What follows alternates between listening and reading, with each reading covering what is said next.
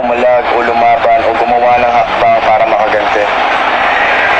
Pero sobrang hindi nyo alam kung anong nangyari o pinagdaanan namin magkakasama, siguro wala rin kayong karapatan para husgahan kung ano lamang nakita ng mata nyo. Higit pa sa nakita ng mata nyo, ang sakripisyong binigay o tinulong sa amin ng tao na yon.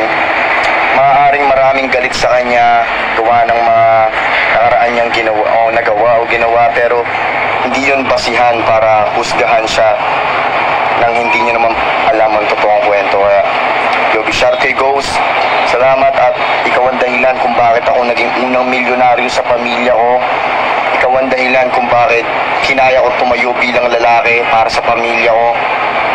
Ikaw ang idol ko. Salamat sa iyo, Ghost, palagi. Mahal kita.